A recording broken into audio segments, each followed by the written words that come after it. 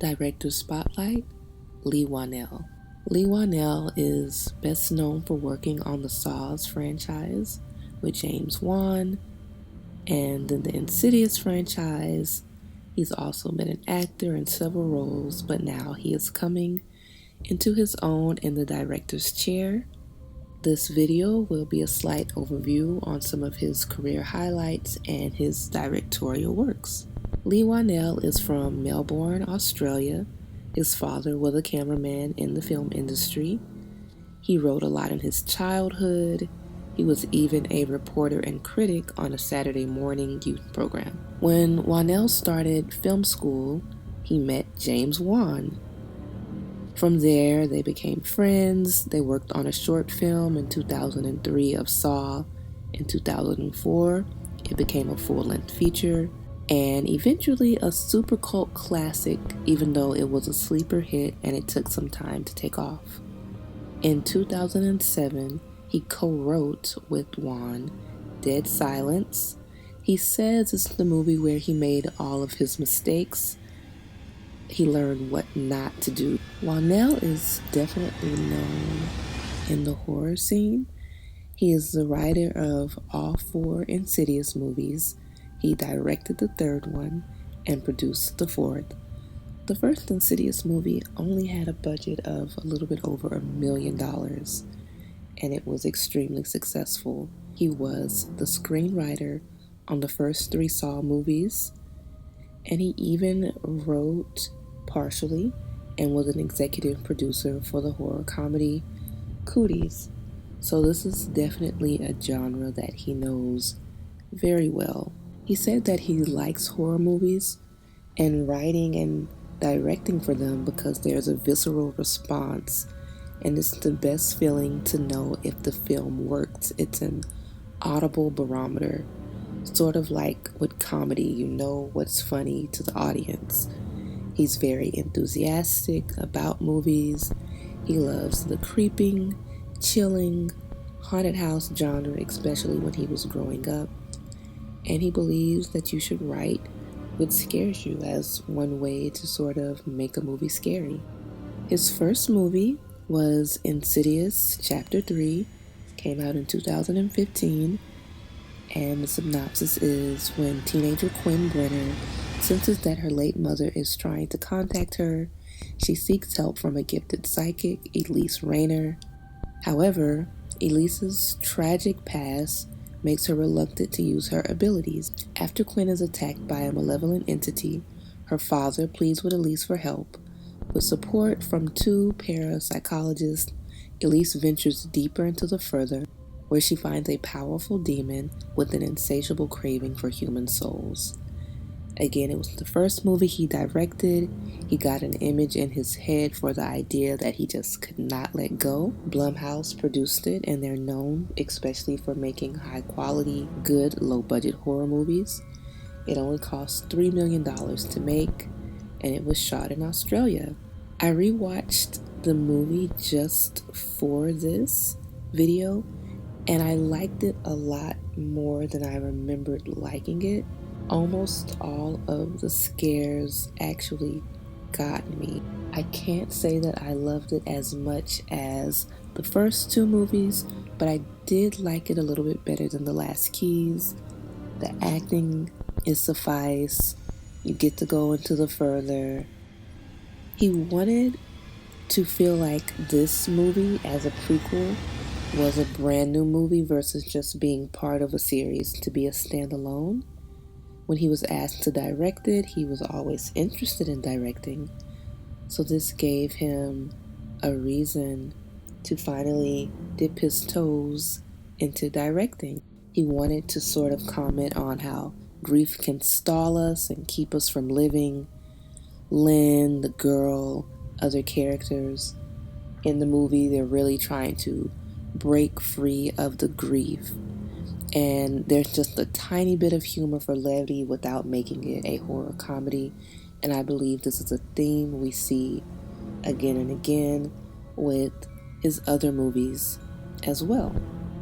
In 2018, he came out with his movie Upgrade, which is a sci-fi, cyberpunk, body horror type of movie.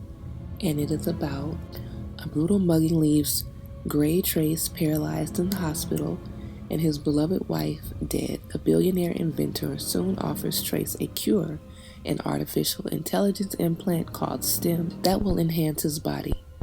Now able to walk, Gray finds that he also has superhuman strength and agility, skills he uses to seek revenge against the thugs who destroyed his life.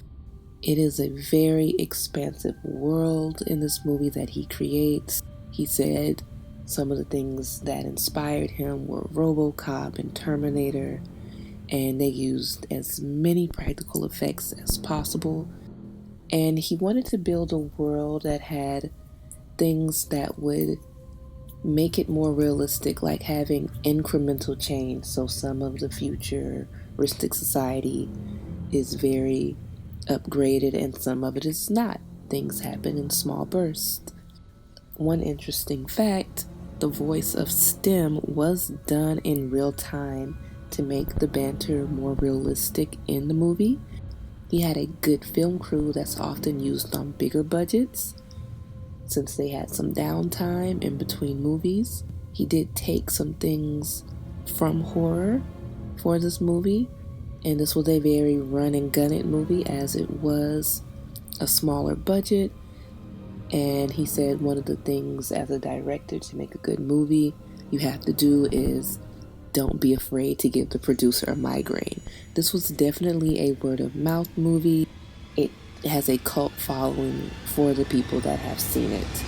When asked about does he keep a budget in mind when writing a movie, he said you just write the $40 million movie and then you scale it back. One thing he loved about directing is there is no one telling you what to do. However, on a smaller budget, there's a bit of anxiety because there's no time to waste. Again, unconsciously, there's a theme of thinking about sickness before you die. No time to waste in your actions that you take for your life. And again, that's something that we did see in Insidious. And Upgrade is a fun movie with a good bit of humor, a lot of action. The kills are good. And to be a lower budget movie, the effects look amazing. And it seemed like it would have been probably a really fun movie to shoot in general. The Invisible Man 2020 synopsis is, after staging his own suicide, a crazed scientist uses his power to become invisible to stalk and terrorize his ex-girlfriend. When the police refuse to believe her story, she decides to take matters into her own hands and fight back. Leigh Whannell was the writer, director, and executive producer of this movie. He really wanted to make a film where you could see somebody that didn't have confidence start believing in themselves and getting stronger.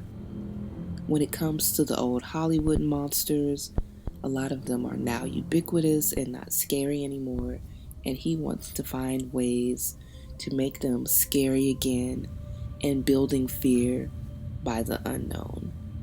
I believe this movie tastefully touches on abuse, suicide, and mental health. Leigh Whannell didn't really want to adapt the source material for this movie. It would have been a very easy way to sort of make the story as it already has been seen in the past. He wanted an unseen thing to be what made a good villain. He even met with optic scientists to find out if this idea for an invisible suit would be feasible. The empty room is the special effect in this movie. He leaves the audience to use their own imagination. There's a lot of practical effects again, along with the elements of just good filmmaking. He is weaponing the audience's suspicion against them. And Blumhouse is a company of fans of this genre, so producing with them was fantastic for Whannell. He wanted to create something that felt like the thrillers that he grew up loving, and to make the movie be really character based, but also causing a permanent state of dread. Another big part of building this movie for him was the sound. When he went to film school, sound was extremely important, so he wanted that to be something that came to the forefront in his movie.